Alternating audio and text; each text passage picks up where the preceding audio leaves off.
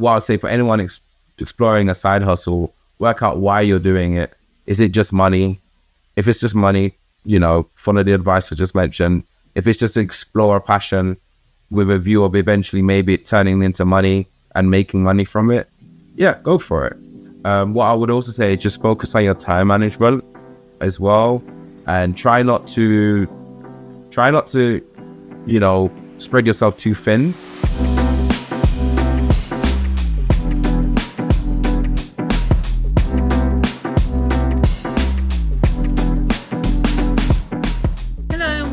Black Income Creators Podcast. My name is Max, and today I've got Dominic with me. Dominic, if you could introduce yourself. Yeah. Hi, everyone. My name is Dominic Hay. Online, I go by the name of So Ambitious Dom. In terms of background, I'm a commercial consultant. I am also a content creator, public speaker, business owner, and the list goes on. Nice to meet you. Thank you. And just from that introduction, there's a couple of things that popped up. So why so ambitious? Why the name? Yeah, it's interesting. I guess I've had that name now from a very long time ago. I've always been seen as quite ambitious. My friends would say, you're the first to do something, or you're the first to take a risk. You're the first to jump on a train, go out of London and buy an investment property. You're really ambitious. And one of my closest friends said, bro, no, honestly, you've inspired me. All of the risks you've taken, you're so ambitious. And then from there, it just led to, So Ambitious Dom. Also, I didn't want to actually have my name, my full government name on Instagram. I was, working in a permanent job. And I thought, it's probably best to not actually have my full name, just in case employers are, do their background check and see pictures of me partying or something, or anything incriminating potentially. So I said, I'll create an account called So Ambitious Dom.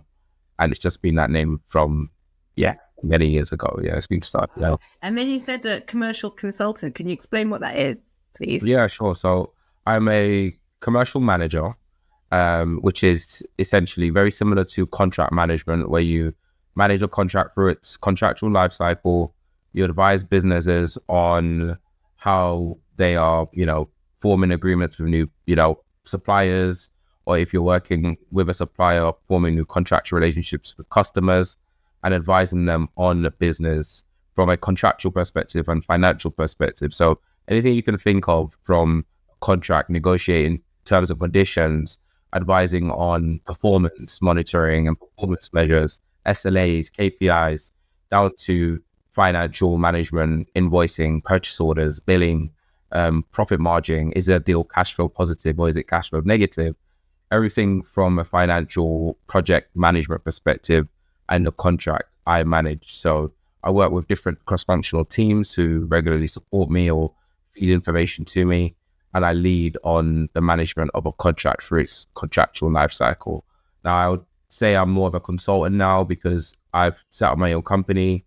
I will try to win business independently. I will also work with other agencies and other consultancy brands who will subcontract work to myself as well via my company that's established. And I will provide contractual support and commercial management support on a consultancy basis. Okay, got it. And I know you're doing this full time now. What were you doing before? Was that the day job before when you were employed?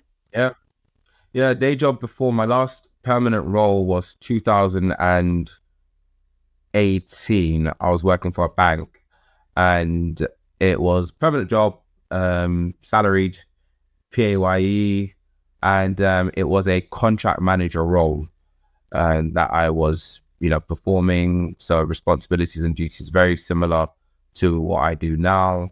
A lot of drafting of change requests and management of obligations and deliverables within a contract. What should happen when, who does what, when should this person get paid, has a milestone been met? So very similar to what I'm doing now, but just working for a company directly. Okay. And in terms of So Ambitious Dom, can you tell me a little bit about what it is that people come to you for at the moment? So who are your typical clients and what do they come to you for? So typically I get a lot of one-to-one calls that are booked, and usually it is I've hit like a plateau in my career or, a ceiling. I don't know what to do next. I'm interested in making the transition into consulting. I want to become a contractor, or I want to actually go out there and set up my own business and start winning, new work. I need to get some advice on how to do this. Or I get calls from early career professionals. They're probably 2 years into their career and they are not sure about what route they want to go down, or they're still trying to figure out what they actually enjoy. I've spoken to a few graduates, but then a lot of 5-year plus career professionals who are just trying to work out what to do next. So I do a lot of one-to-one career coaching, and that's pretty much because of my content that I put out on TikTok. On TikTok, I've got a following that's just under 70,000, and it's grown really quickly. And what I found is that most people come to me for careers advice. It's probably 70% careers advice, 30% personal finance, roughly, give or take. If I do, 10 to 15 one-to-ones a month, on average, what will happen is probably about 10 of those would be mainly careers and the 5 would be personal finance. And that's because of the content. But a lot of people who have been following me for a long time, they also know that, I'm an investor in real estate. I've got properties in the UK and abroad. So some people will ask me questions about, real estate.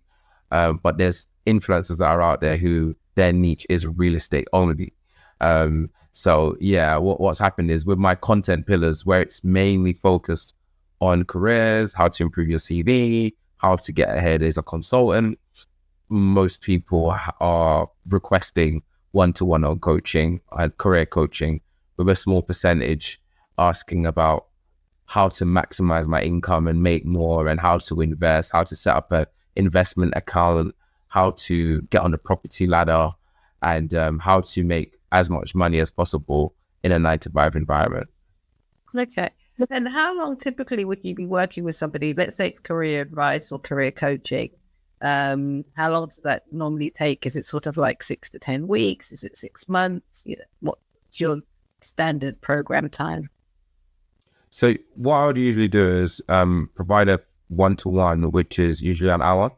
And usually in that hour, it's quite easy to determine what the actual person needs.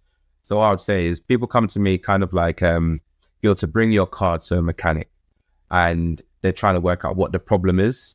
And then they, plug in a machine and they do a diagnostic. And then they need to diagnose the problem when they see all of the fault codes and error codes. I'm a typical guy. I just love cars. Just the easiest analogy. So they come to me, I'm like the mechanic, and then I need to diagnose what the issue is and then tell them what they should do and what they will need to do to fix their career and their life, essentially, from a career perspective or personal finance perspective, to get ahead, to earn more, to save more, start creating a budget, or to pivot from permanent to contractor, or how to get a promotion. And usually it's either 1 to 3 months, or you have someone who will say, I want you to mentor me, and I would appreciate if I could book 6 slots or 8 slots, and I will spread them out over a period of 6 months, as an example. So it really varies. Sometimes it's 2 calls. I've had a scenario where a young lady, she was already doing well, working for a great company. She was already in procurement, and she was doing a procurement role, but her title was project manager. And I was like, what you described is procurement, it is actually not project management. And she wanted to transition into becoming a procurement manager and landing a day rate role where she could make £500 to £600 a day inside IR35 or outside IR35. And we only had 2 calls because she already had 6 years experience roughly. And the next call was just to look at her CV. And then she actually applied for about 7 roles and she got 3 interviews and then she converted to 2 offers. And then she was like, well, what one should I take? And she actually messaged me the next on Instagram. It went from emails and bookings and all these formalities to, thank you so much, just secured a role. So now she's got a role. She doesn't really need more support. But the next, call potentially would be, could you help me set up my company, or could you help me with finding an accountant, because she's got a company already, but could you help me source a really good accountant or something like that, or I've made 100 grand in the last year, how do I take dividends to start investing, which is usually the next step. Once you're making cash flow, most people want to know, how do you multiply, how do you maximize your income, and that comes from it. So my calls are usually over a 3-month period or 6 months, but on the odd occasion, it could just be 2 calls. Yeah, I think that you're right, because it's obvious that she was in a different space to the average person coming in. So she was already quite far ahead in terms of her change or transition into something else. And she just needed sort of maybe a little confidence boost around, am I on the right track, as opposed to that. Yeah. You mentioned property and you said that, you'd bought outside of London kind of early days. I think, your friends, hence the name, So Ambitious, Dom. And I just wondered, can you tell us a little bit about how that came about? So how did you suddenly think, I'm going to invest outside London? Because that's not usual, especially if you're a Londoner born and bred. And I guess you Londoners think outside of London. Yeah, well, the thing is, I was born in South London, in Dulwich Hospital. But at 6 years old, I moved to Jamaica. So I haven't got any, what's the word? Like allegiance to an area in the UK. Like, I have to stay in South London. I have to live in Northwest London or East London, and I shouldn't move. Or why can I not go to the West Midlands? Why should I not venture out to, I don't know, Edinburgh? Why not? Like, I could care less about the area. If there's an opportunity to make money and to build wealth, let's do it. So what happened was, I was living in Kingston at the time, and I wanted to buy a home. And I was like, okay, I'm really tired of renting. It's really frustrating. And I know that one of the easiest ways to build wealth is through real estate. And if you look at history and the data, history repeats itself. You hear things like, every 10 years, your property almost doubles in value. Over 90% of millionaires, they've got, investment in real estate. And I thought to myself, well, it's quite clear that there's opportunity in real estate. There's no smoke without fire. Let's go and do some more research. I did some due diligence into an area in 2015. When I say due diligence, I mean, I went on the council regeneration website for the area. What are they doing in the area? Looked at train stations, looked at if the HS2 would be development in that area. I went to the area, stayed in the hotel overnight, walked to the street that I was planning to buy in the day and in the evening, just to see if it was loud or rowdy, it was drunkards. Looked at, if there was a bookies nearby, a pub, just to kind of understand like the demographic and the type of people, if there's like a plaza, a supermarket close by. And I just assessed the schools, the catchment area. And then I did some, lengthy research. And then within 6 months in 2016, I, managed to secure a property. At the time I was 27 or 27, I think. And, I bought something that was the best decision. The property has now doubled in value. And it hasn't even been 10 years yet, because it's 2024. And that alone was beautiful, because I've done no work on the property. Since buying that property, I've invested in others where I've knocked down a wall, made a living room and dining room open plan, put in a steel beam, got a plaster in, new kitchen, brand new garden. So I've done developments and refurbishments. But that one that I bought in 2016, it was literally, I just bought it, didn't do anything with it. But it was an up and coming area where, you know, there's going to be a new school set up. There was a new, you know, shopping center that was put there, and it worked out to be a really good deal. So yeah, reason for real estate was there's only so many hours in a day. I can only work so many hours myself. Creating passive income made so much sense. Generational wealth is something that I wanted to build. Understood how trusts work and how wills work, and I thought, if I can, you know, get life insurance, invest in real estate, invest in, you know, a stocks and shares ISA, if I can do certain things, my children will inherit good money, and they'll be able to have something. Plus the property prices in London and the West Midlands, further up north, that, you know, that it eventually will get to a place where it will be really hard for a 25-year-old to buy in London. Right now, the average price is 288k to 325,000 roughly for a property, and you're getting a flat with that, right? So what, a one bedroom flat would that be? Yeah, that's average. So right now, and I mean, average salary is 36k, something like that. So for me, when you compare where we are in 2024 to where the boomers were, and you do the actual calculations on what they were earning versus how much a property costs versus what Gen Zs will be earning in the workforce, and what millennials are earning versus house prices, there's a clear indication that I need to make a decision ASAP. And although capital appreciation won't be as quick as some areas in London, for obvious reasons, there's opportunities in Birmingham, Manchester, Liverpool, for capital appreciation, and also for good rental yield. So with all things into consideration, I just said, let me take the risk, jump on a train, go to an area I've never been before, and work from up there for a couple of months, which I did, and was back and forth on the train doing research. And it was, you know, a really good decision that I made. I'm really happy with the decision. Thank you for that. And you did say something about having properties abroad, I'm assuming in Jamaica? Yeah, your assumption is correct. Yeah. So, yeah, Jamaica. Correct. And was that before? I'm up in Jamaica. Yeah, was it before the property in the UK, or which came first? Yeah, it was after. It was after. Oh, okay. I was really, really young. Relatively young.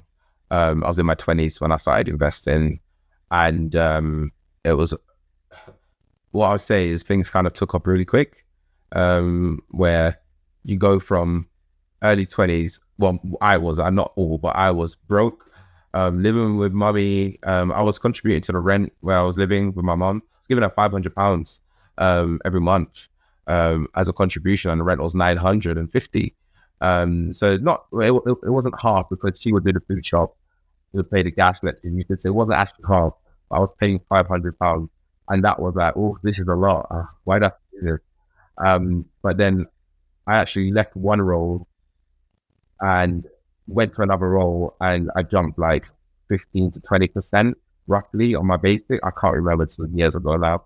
And also the company that I moved to gave me a bonus and all these other things. So I was able to buy a property, and then shortly after I started contracting, and contracting kind of changed the game for me. From a financial perspective. It's interesting with contracting. So I've never had a permanent role. I've only been a contractor. So but then it does make it difficult when you're doing things like trying to apply for mortgages, because even though the day rate might be higher, they're looking at it and being like, yeah, but you could be out of work for 14 months. We don't know. Yeah. So sometimes some mortgage companies don't like contractors. They're like, yeah, that's all well and good, but I need to see, quite a lot of months of income, etc. So I think, yeah. So, and also people forget that they have to pay certain things themselves as a contractor. I mean, it's a little bit different now with inside and outside, but But this was pre sort of 2017, 18, and there was no inside or outside. And people were like, you still have to pay your own taxes. You still have to, so your absolutely. day rate matters. But so have you ever had any issues around the mortgages, or has it been not an issue for you? I've never had an issue. I've been quite blessed. And I've got about 4 mortgage brokers who I've worked with, and for different reasons. And one of my mortgage brokers, we call him the mortgage tailor. He's really smart, really switched on, and he understands everything about how assessments work, what they look for. And in my first year of contracting, without having a full year of account, as an example, I was able to get a mortgage, and it was looking at the contract assignment details, the length left on the contract. There had to be 6 months remaining in that contract. And they looked at my tax overview. They looked at my business account. They looked at my personal account, my pay slips, what I was paying myself, dividends, how much dividends I'm taking. They looked at everything. I mean, it's really, the process is, it's like they want your blood. But I had no issue. So thanks to my mortgage broker, that deal went over the line. And then the year after, no, not 2020, 2021, the same thing. Had no issue either. Had no issue. But they wanted to see more because I had a year worth of accounts. So they wanted to see how much profit, the company made, my current engagement, how long was left. But then one thing that was informed to me from my mortgage broker is that lenders also look at how long you've been a professional in that field. And I guess that maybe helps them determine what's the likelihood of you finding another contract. But that wasn't clearly expressed. But I do believe with a high degree of confidence, they look at how long you've been in your career. And where I've said, I started working as a contract manager in 2013. Prior to that, I was a paralegal working at Channel 5 in 2012. And then, 2020 and 2021, so 8 years plus. So what's the likelihood of me being able to get another role? It's higher than someone who's got 1 year under their belt. So yeah, I've never had an issue.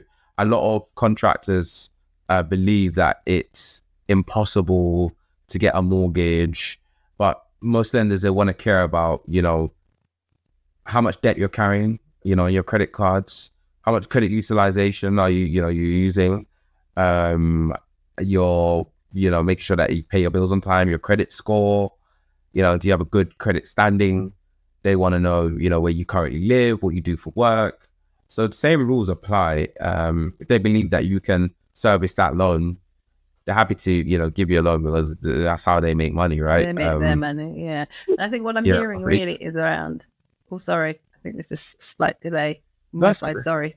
I was going to say, I think what I'm hearing is that people need to think about when they do certain things. So a lot of people, I think it's like, either you do it when you're in your PAYE job and then you've got the salary, you've got the sort of thing, or you wait maybe a year into doing something and then you've got, because some people aren't changing into something that they were doing as their PAYE, they're doing something completely different. So a mortgage company would look at it and say, you've been a yoga teacher, but for 6 months before that you were, working in a shop. Yep. There's no link. I can't link the two, and you've only got 6 clients. So I think there's something about timing when people go in for these investments. Absolutely. I mean, timing is key. I always say to, the students or the early careers professionals that I, provide one-to-one coaching to, that, Rome wasn't built in a day. I have to remind people on TikTok that I am not 25. I'm 35 years old, and I let people know because I have a lot of young boys, for example. They will see also parts of my lifestyle and think, oh wow, like I should just become a contractor right now. It's like, hang on a minute. Like, I actually paid my dues. I became a contractor in 2019. So I was 30. I was 30. You know, I've only been contracted for 5 years now. I'm 35. So you know, it wasn't fresh out of uni. You know, left the University of Greenwich, and then 1 year under my belt. Oh, time to make £650 a day or £750. It wasn't like that. You know, as they say, I don't want to use a bad word, but you have to eat poop, as they say, and go through the maybe making coffee, making tea, printing a bunch of documents at a scanner for hours. I've done all of these things. I've paid my dues. I remember working at Accenture and doing really good tasks and tasks that stretched me and taught me new things. But I also remember having to print thousands of pages at the scanner in Fenchurch Street in Plantation Place. And that was really boring activity. What I didn't want to do. Name. Plantation Place. Oh yeah, funny that on the plantation. But yeah, so I've had to do all of these things and didn't want to do it. I've also had to network, spend hours after work, after 5, after my contracted hours, work till 7 p.m. I've also gone networking events I didn't want to go to, and rub shoulders with people and laugh at jokes that I just didn't find funny, but I'm building a rapport. And it's taking interest in things that I just don't know anything about, and then said, you know what, let me go and research these things so I can have a conversation again with this person, because clearly that's something they're interested in, and I'm going to be working with them for another year. So let me go and learn about, rugby. I don't play rugby. I ride a motorbike, and I like golf. I like football. I like most sports. But rugby, I just didn't really grow up around it in the Caribbean. I didn't. But let me take an interest, because I'm going to be working with this person for a deal, on a deal which is going to be 6 months. And he's a nice guy, but I don't know anything about rugby. And he's always talking about rugby from the weekend. So as I tell people, like, there's a formula to these things. Rome wasn't built in a day. And very similar to working out, if you want to have a six-pack, you need to drink a lot of water. You need to have high proteins. You need to train 5 days a week, roughly. You need to do your cardio. You need to do resistance training. You need to hit. It's a formula for most things, and everything is figureoutable. There's a formula for doing well in the corporate world. There's a formula to getting a promotion. There's a formula to becoming a contractor and a successful contractor. There's a formula to running a business, which is marketing, sales, having a good team. There's a formula for everything. So once you understand the formula, that's when you should make that transition and then, go for the big bucks. But before then, work on the process, trust the process, do your reps, work out hard, and then eventually the results will start showing. It's not overnight. No, it isn't. And you mentioned that, at one point you were living at, with your mum contributing nearly half the rent, that kind of stuff. And now I know you're living, in Hertfordshire. So there's been a transition. So who have been the people that sort of seen you through that journey, and how important has community been in that process? Yeah, so God has been a major part of it, of my journey and my success. When I was younger, in my 20s, I used to say, I'm self-made, it's all me. But no, definitely, there's definitely, many people have contributed to my success. My mom, obvious reasons. My mom encouraged me to study law. My mom wanted me to become a city lawyer. I discovered early that, interesting, but I'm not sure based on the hours that they work. My wife, I met my wife in 2015, and she met me. We met each other when I was making that transition from permanent to contractor as well. So that was quite interesting. And also when I was buying a property. So she definitely saw the risks that I was taking, which is 2 risks. One, using my money I've saved to start investing out of London, and then later on in London, and Greater London, Hertfordshire, whatever.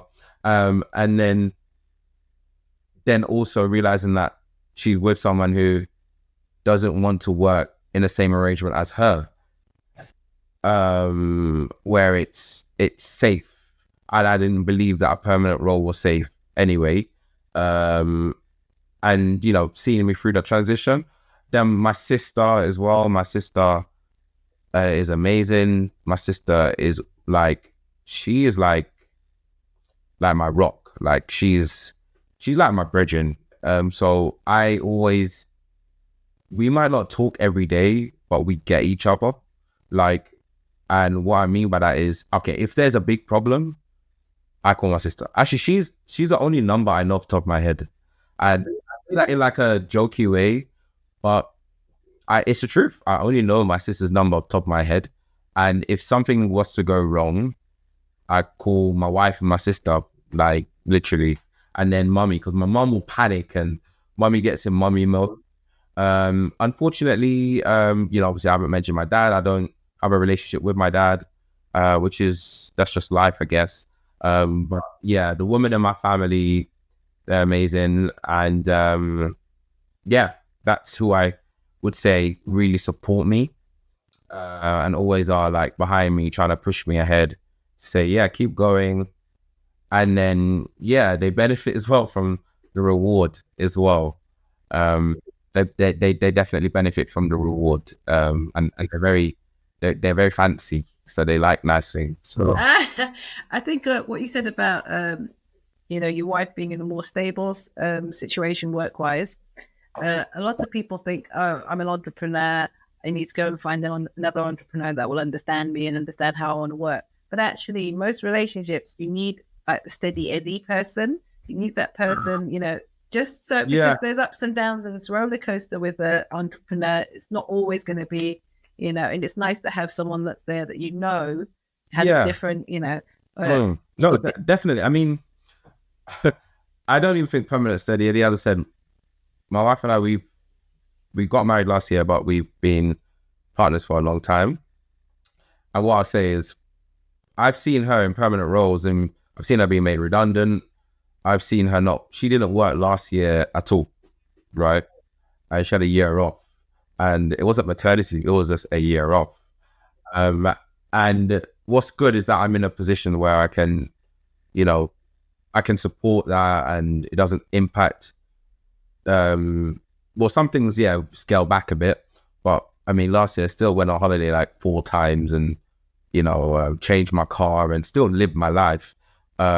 But certain things were scaled back still. So what I say is, permanent roles, there's this whole idea that it is steady and all of that. But I think where my wife, maybe because she works in sales as well, it's the commission target. And if you don't hit targets, they're very quick to, let you go, or, restructure the team.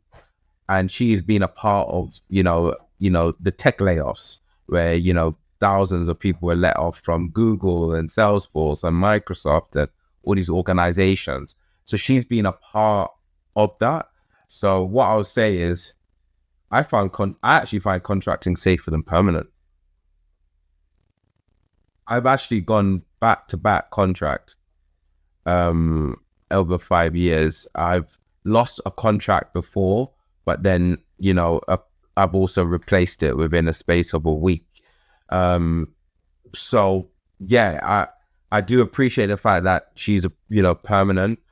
But my wife right now, she's trying to cut down to 3 days a week, 4 days a week, with a view of eventually, being a housewife, which is one of her goals that I'm supporting her with now. So, it's going to be interesting in the next few years. Yeah, it will be an interesting journey. I think it's just that people have a certain view, don't they? And I think post-pandemic, there hasn't been as much security in the permanent job space. Maybe in the UK, whether you call it recession or whatever, I think there has been a shift, and people felt that since 2020, not maybe put a name to it. I mean, cost of living is one, but I mean, they've not really put a name to this sort of job security or insecurity, but it's definitely there. And I think, you feel it. I think it's something about having the partnership, though. At least there's like, you've got two of you to sort of have that, if one's not in a good space and there's another that can pick it up. Absolutely. No, absolutely. So that is what's beautiful. From, spend a lot of time talking about finances, but it's good having someone there for the emotional support as well. And yeah, I mean, it's good knowing that, you got someone through thick and thin and through ups and downs, so that is beautiful for sure. That Cool. is a beautiful thing. Yeah. And I noticed that you had like a community that you sort of run or created or something like that. How does that work? Yeah, so we've got the Membership, Careerguard. rather. Yeah, I don't know if you want to call it community. I just Yeah. So I created with my co-founder the Careerguard, which is a newsletter that goes out every week. One actually went out today as well. And every Sunday a newsletter goes out. And then what we have is a premium version where you also get access to a group chat, which is a group chat where you can chat with other people who are career professionals. You also have access to internship opportunities, and we'll share that level of information with the premium users in the community. And then we also provide an additional newsletter on a Friday. And we also provide webinar access where we invite speakers to speak on topics ranging from career development, personal finance, investing, managing your money, how to understand the pay slip, how to get ahead in corporate, how to get promoted. So conversations in that space. And it's a monthly payment that you would pay per month. And if you want to access webinars only, we sell tickets on Eventbrite. So that's the Careerguard Power Circle, which is the premium version. But the actual newsletter is just the Careerguard, which is free. It will always be free. It's a Sunday newsletter. So the Sunday newsletter is all about careers and a little bit on personal finance. And myself, Anuki Miller, which is my co-founder, we run the Careerguard, and we also run a blog site called Ambitious Investor, which is a blog which is personal finance only. And that one only generates income via, affiliate program. So it's free. So a lot of our content is free, the free module, where we have affiliates that we partner with, and we sell ad space as well, which I know you'll be familiar with as a podcast. So we ambitiousinvestor.com, check it out. If you want to read a review on finance apps and different topics on personal finance, and the Careerguard, which is a newsletter. And if you want additional support, you upgrade to the premium service. Yeah, thank you for that. And in terms of things like side hustles, because this is something that's come up a lot as well in the last 4 to 5 years. So, someone has a job, whether it's PAYE or they're contractor, but they're looking to make that a little bit extra. What would be your advice in terms of finding the perfect side hustle? Good question. So what I would say is, it'll be first you need to determine what is the purpose of the side hustle that you're doing. Is it to fulfill a passion? Is it a passion that you just want to spend more time doing? Let's say, for example, you have an interest in photography. Is it because you just want to take some really good pictures or videos, for example? Because you could easily buy a camera and then start doing wedding photography, as an example. Or drone shots for real estate developments. So first what I'd say is identify what is it the reason you're doing it for. Is it to make more money? Is it to explore a passion? Is it to develop your creativity side? What is it? If it's purely for money, then what I would say is try and do something that you already have experience in and you already have like maybe an unfair advantage in. If you, for example, are a consultant or you're, for example, a project manager, you could actually be a freelance project manager for small businesses And with your already existing skill set, you could go and start providing project management experience. I have a friend who is a project manager. She works for a big organization. She's ex-Deloitte, but she's also provided project management to brands like A Jewelers, where it's a lucrative business. They're doing really well, A Jewelers.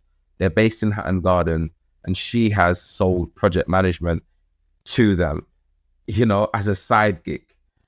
So without mentioning her name, just working a full-time job as a project manager, reaching out to a business, forming a relationship with them and said, look, I realize that you're growing on social media rapidly and you're rolling out new products and, an app. Do you need help with the management and rollout of this app? I can sell you project management services. She's done that and she's made really good money from it. Let's say you're a marketer. You could be working as a full-time web designer or marketer. What I would say, if you just want to make money as a website designer or you're a graphic designer working for a company, go and register on Fiverr.com, go and register on Upwork.com, go on and register on freelancer.com, vetted.com, which is a new one. I would go on all of the freelance platforms and I would start applying for jobs that are posted if you just want to make money and you already have a skill. So if you already have a high income skill, coding, videography, filming, if you just want to make money, go and do whatever you already have experience in, because you can make a lot of money doing that. And that will allow you to make an additional £1,000 plus a month if you're smart and you just, market your services a little bit. And then if you just want to explore your passions and with a view of that leading to money, go and invest in something that you're interested in. As I mentioned, buying a camera, that for me, I bought a camera that's led to me doing brand deals with big brands. I done one recently with Finimize. Finimize is quite big in the UK. And I actually originally started to film content because I said, my brain is so legal and it's always so logical and it's black and white. And I actually want to explore creativity and editing. And what happened was I bought a camera and paid for Final Cut Pro, started to make content, post it on YouTube, started to create content for TikTok. And now it's led to loads of different brand deals, either UGC and some that are also on my page, which, I post as well, where I have brand deals. So what I'd say for anyone exploring a side hustle, work out why you're doing it. Is it just money? If it's just money, follow the advice I just mentioned. If it's just to explore a passion with a view of eventually maybe it turning into money and making money from it, yeah, go for it. What I would also say is just focus on your time management as well, and try not to, spread yourself too thin without having, someone you can delegate things to, because that's quite important. I have, technically my newsletter brand is a side hustle, but I operationally oversee what's going on. So the newsletter, as an example, today, I didn't write it. It was written by Anuki. He asked me to review it. I reviewed it on my phone. I said, I'm happy with it. He clicked publish. No, he clicked schedule. He scheduled it. I haven't done anything. I've invested probably an hour or two this week, but we are also currently negotiating brand deals for the newsletter. We had an ad go in there this week and we are negotiating other ads. So it's a lot of email correspondence that I do. It doesn't take much time. Very similar with the blog site, So what I'd say is, if you're a one-man band starting a side hustle, also take into consideration the time it will take, because you need to, look at the effort to reward ratio. If you're investing 16, 20 hours in something and you're only making £200, is it worth your time? So yeah, I would definitely say look into time management, your purpose, why you're doing it, and if you could just leverage your existing skills and make money as a freelancer. I think for those that have who are leveraging their existing skills, I think that's where they struggle, like especially if you come from a job. you know, you've looked on CV Library or whatever, you found a job, brilliant. But then when you're looking for clients, I know that you mentioned networking earlier. Like sometimes you have to be having, you know, laughing at jokes that aren't that funny. How would you tell people to like what's the best way for them to find clients apart from like the Fiverr, the Upwork stuff, but you know, to find clients, let's say within an industry, because some industries are quite niche. Yeah, I mean, there's different ways that you can find clients. A great way to actually find clients is through your existing network and trying to create a circle of individuals of maybe 5 to 7 people and doing something what we call it's called tap rooting. A lot of network marketers say that, and they just ask their friends, who do they know? Or who do you know? As an example, because I'm pretty sure if I asked you, who do you know in compliance, or who do you know in legal or project management, or who do you think would benefit from careers advice? You might be able to just list 2-3 people off the top of your head. And that, number one, will be the easiest way and easiest path to start working out what type of clients are probably in your existing network, maybe a second degree connection or maybe a third degree connection. So that's the first thing. And then the obvious ones, and I mean, this is just obvious advice that you will hear on any podcast, social media. But social media is powerful. It's just trying to work out what social media tools to use. You might want to build a personal brand on LinkedIn where you post content. Once again, if you don't have the time, you can outsource this for like £50 to £100 a month. You can get some content made and have 2 posts go out a week. You can start build up your following. In 6 months' time, with that consistent posting schedule, you'll find maybe a client or two, or someone who, you know, becomes a prospective client who's interested in your service. The same for Instagram, same for Facebook, the same for TikTok. You know, I posted on TikTok for 6 months consistently every day, and it led to brand deals, led to people saying, where can I get more information like this? So give it 6 months, stick to building either a personal brand, building a personal brand and a newsletter as an example in your niche, an Instagram page, trying to do one of them. What I would say is don't try and do all of them at the same time. You'll burn yourself out. What I'd say is focus on one and just focus on one only for like 6 months. Like it could be TikTok or it could be LinkedIn, and getting really good and scaling one platform at a time. Especially if you don't have a team. If you got cash to throw at it, then that's a different story. And if you have cash to throw at it, you can also experiment with paid advertising as well, which is also another option. And other than that, you know, the other routes which are typically discussed, and I don't even like saying them because everyone says it, investing SEO, investing a newsletter, investing, you know, ads on Facebook and Google. But these are just obvious things that are just generic advice. What I would say that 100% works, but people take for granted, is reaching out to your friends, your family, and asking them like who would benefit. My mom, as an example, and my sister, I've asked them who do they know who actually need careers advice, and they've already like been able to give me like 4 people who have reached out and said, "Oh, I didn't know your son does this. My son needs this, or my daughter needs this." And I've had mothers pay for their son to speak to me, but they only knew my sister or my mom, and then now their son wants me to mentor them or advise them, and the mom actually wants to pay for a session. So you'll be surprised about who's actually in your network, who would benefit from your service. Okay. And what is in your sort of plan for the future of So Ambitious, Dom? What are the next things that we have that we'll see come out of that brand? Yeah, so in terms of my personal brand, the main focus for me is media sites. So if you're familiar with Red Ventures or Rick Alias owns a lot of websites online that are just, you know, niche specific, like a travel blog, a finance blog, a career blog.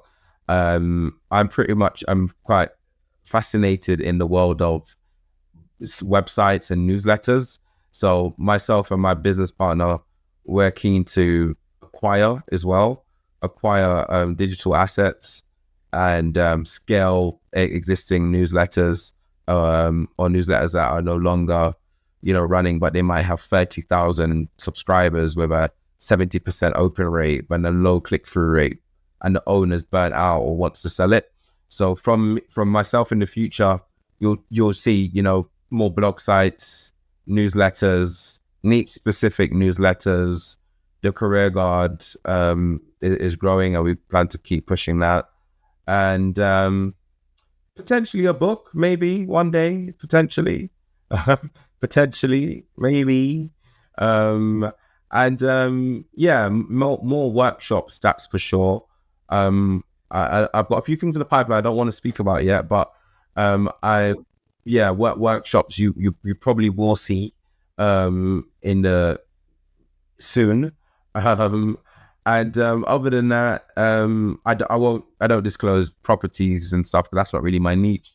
But I plan to keep investing in the background into stocks and real estate and cryptocurrency and art and other assets which I'm interested in. But I don't really post that online. But yeah, from a career and media and digital marketing, definitely more blogs and newsletters and workshops to help the community. Can you just remind people how they can find you, where they can find you? I know TikTok, Instagram, but just what are the handles, etc., so everyone's really clear. Yeah, sure. So please be mindful online. There's a lot of impersonators trying to benefit off my name. So on TikTok, it's So Ambitious Dom with another M. I have to check all the time because I don't have So Ambitious Dom with one M on Instagram. I'm sorry, on TikTok. So on TikTok, it's So Ambitious Dom with an extra M. And at the moment, I've got just under 70K followers. And I'm following 293 people. Please be aware, there's like 9 impersonators on TikTok trying to use my name. So it's quite frustrating. And then on Instagram, So Ambitious Dom with one M, and just under 20K followers. And then on YouTube, I've got about 7K subs, I believe. And it's So Ambitious Dom. So only TikTok has an extra M. I don't really use Twitter. I don't really use Facebook that much. So I only promote TikTok, Instagram, and YouTube. They're the best places to find me. And if you're on LinkedIn, my name is Dominic Hay. So Dominic, last name Hay. You'll be able to find me.